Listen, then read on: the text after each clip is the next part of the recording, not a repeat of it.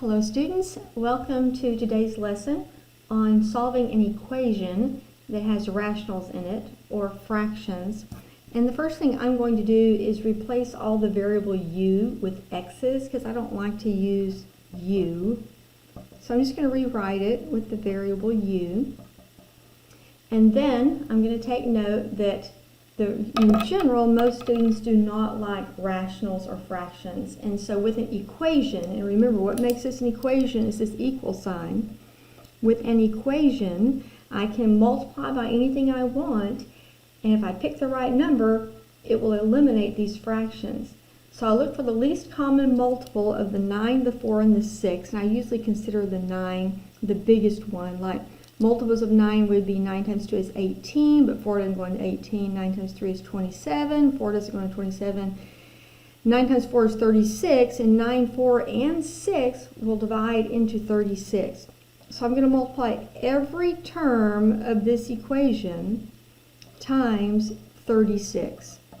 That means I multiply both sides of the equation, everything in the equation, by 36, which keeps the equality true. Now when I do this, I state 9 goes into 9 once and 9 goes into 36 4 times, and all I have left of this first term is 4 times x plus 9. My second term, 4 goes into 4 once and 4 divides into 36 9 times, so this second term now becomes 9x. There's my equal sign. This first term on the right side of the equation, 6 divides into itself 1 time, and 6 into 6 6 times. So now what I have is 6 times x plus 2. And then 8 times 36, that's a really large number. So I would pull my calculator out, and I should have had this ready to go before I started recording.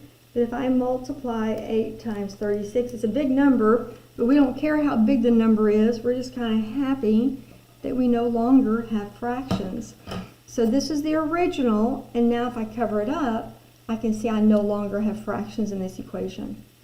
So this should make it less intimidating and a little easier to solve. If I distribute the 4, I'll get 4x plus 36. And then if I distribute the 6, I'll get 6x plus 12. Now I need to collect like terms on each side of this equation. So the 4x and the 9x will combine into a 13x. And the right side, I have a 12 plus 288, which will actually be 300. Okay. So now I've done what I call clean up each side of this equation. So at this point, I'm ready to truly solve, which is to figure out what in the world x equals.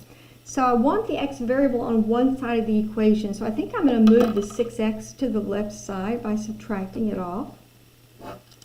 So then I get 13 minus 6x is 7x. And 6x minus 6x is 0. Again, the equation is getting more and more simple in its appearance. So here's my focus on this x. So I want the 36 to now move. So I'm going to subtract 36 off of each side of this equation.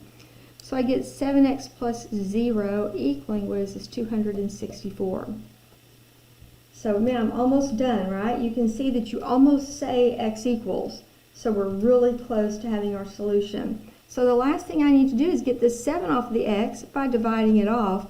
And I'm going to pull my calculator and see if 7 will actually divide in that 264 evenly, and it does not.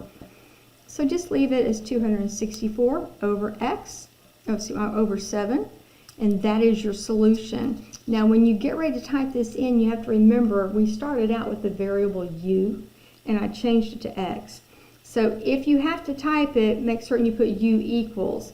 But I suspect you'll only need to put the 264 over 7 into your math software package as your solution. So there it is. I hope that's helpful in giving you an example of how to solve an equation that has rationals, which are known as fractions, in it.